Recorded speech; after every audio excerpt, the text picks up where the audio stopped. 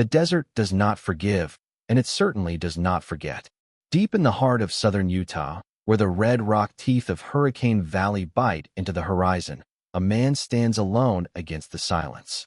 For years, the world of off-road recovery was a gritty, forgotten corner of the automotive world, a place of grease, heavy chains, and nameless faces. But Matt Wetzel saw something else. He saw the poetry in the wreckage. He saw the human soul trapped behind a steering wheel, buried axle-deep in the shifting sands of fear. Today, we peel back the layers of a decision that didn't just move a vehicle, but shifted the very axis of an industry.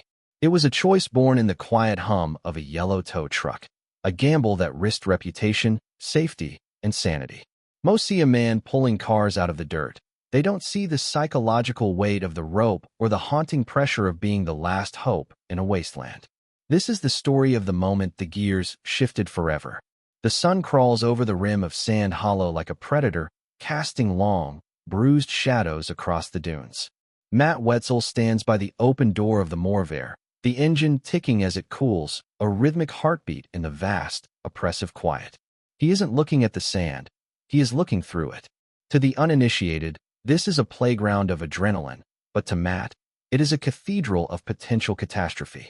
He remembers the early days, the smell of stale coffee and the cold dampness of the garage floor at 3 in the morning. Back then, recovery was a transaction, a mechanical necessity. But the desert has a way of stripping a man down to his skeletal truths. He watches a hawk circle overhead, a lonely sentry in a cobalt sky. There is a specific kind of loneliness that comes with being the one people call when the world stops turning. He feels the grit of the sand in his palms, a constant reminder of the friction between a man's ambition and the earth's indifference. Every winch line pulled is a tether to someone else's nightmare.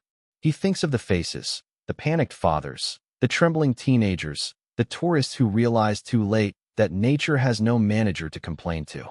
The decision to change the game wasn't a sudden lightning strike. It was a slow erosion of the old ways. He realized that if he was going to survive this landscape, he couldn't just be a mechanic. He had to be a storyteller. He had to document the struggle, not just the solution.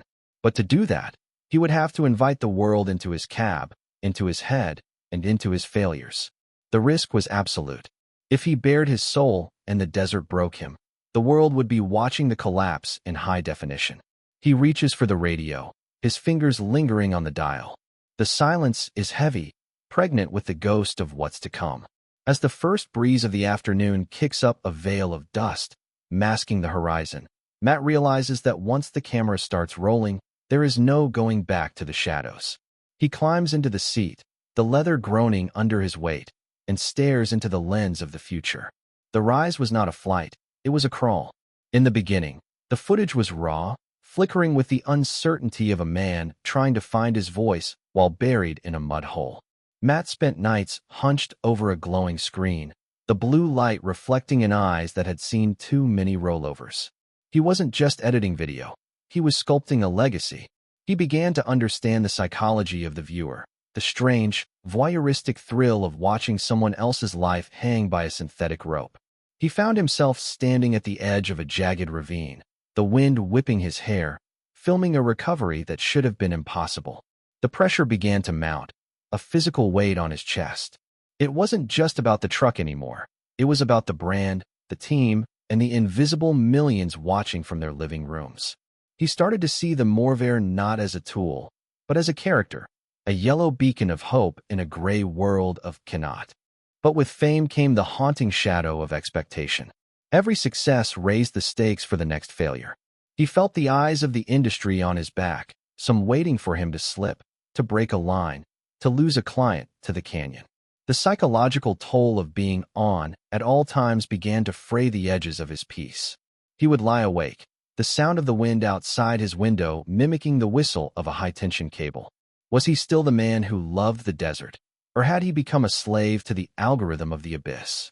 In the heat of a midday recovery, with a vehicle perched precariously on a shelf of crumbling shale, Matt looked at his hands.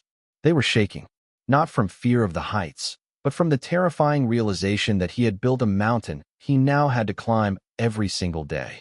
He leaned his forehead against the cool metal of the roll cage, closing his eyes. Just as the vehicle shifted, a sickening slide of rock echoing through the canyon, Matt realized that the greatest recovery he would ever have to perform wasn't out in the dunes, it was within himself. The downfall of a titan rarely happens with a bang. It is a series of small, quiet snaps. For Matt, the darkness arrived in the form of legal shadows and the cold, clinical glare of a courtroom. The very thing he had built, the transparency, the documentation, the public record of his life, was turned into a weapon. The irony was a bitter pill that tasted like desert dust. To be accused of the very thing you pride yourself on fixing is a psychological displacement that few can survive. He walked through the shop in the dead of night, the silhouettes of the trucks looking like huddling beasts. The silence was no longer a comfort, it was an accusation. He felt like a ghost in his own kingdom. The comment sections, once filled with praise, became a minefield of doubt. He saw his identity, forged in the fires of Utah's sun, being dismantled by people who had never even felt the grit of sand between their toes. He spent hours sitting on the tailgate of his truck, staring out at the horizon where the sky meets the salt flats. The isolation was profound. He had spent years pulling others out of the hole, but now, he was at the bottom of one with no winch in sight. He thought about walking away, just letting the desert reclaim the yellow paint and the shiny tools. The fear of being a has-been was eclipsed only by the exhaustion of being the man. He remembered a specific recovery, years ago, where a man had hugged him and cried after being saved from a flash flood.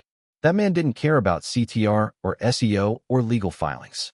He cared about the hand that reached into the dark. Matt looked at his own hand, calloused and scarred.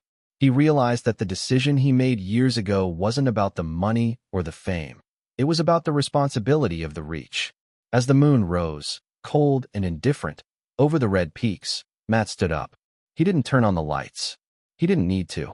He knew every inch of this floor, every scent of oil and old rubber. The darkness was deep, but it was familiar. He reached out and touched the cold steel of the Morvair, a silent vow passing between man and machine. The world thought they had seen the end of the line, but they forgot one thing.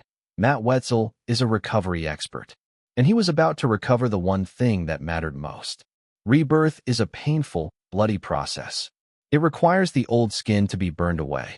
Matt returned to the dunes not with a roar, but with a whisper of renewed purpose. The decision that changed everything wasn't just about starting a YouTube channel. It was the decision to stay after the cameras stopped being kind. He began to build something sturdier than a brand. He built a culture. He looked at his team, not as employees, but as a fellowship of the stranded. He stands now on the crest of a massive bowl in Sand Hollow, the late afternoon light turning the world into a landscape of melted gold. The Morvair sits behind him, gleaming. He has learned to balance the weight of the lens with the weight of the world. The psychological scars remain. The flinch when the phone rings at an odd hour, the momentary hesitation before a camera turns on, but they are now part of his strength. They are the topographical maps of his survival. His legacy isn't the number of subscribers or the size of the fleet. It's the way a generation of kids looks at a stuck truck and sees a puzzle instead of a problem. It's the way the industry now values the story as much as the tow. He has become the architect of a new kind of heroism, one that is messy, public, and deeply human. He watches a group of young off-roaders in the distance, their flags waving in the wind. They don't see the man who struggled with the darkness. They see the man who conquered the sand. And perhaps that is the ultimate recovery, to take a broken reputation and forge it into a lighthouse. He climbs back into the driver's seat, the familiar scent of wood smoke and gear oil filling his lungs. He checks the mirrors, not for what's chasing him, but for what's ahead. The desert is still there, vast and unforgiving, but he is no longer fighting it. He is dancing with it. As he puts the truck into gear, the tires biting into the red earth with a determined growl, he looks one last time into the horizon. The sun is setting, but for Matt Wetzel, the day is just beginning. The winch is ready. The line is taut, and the world is finally, truly, watching.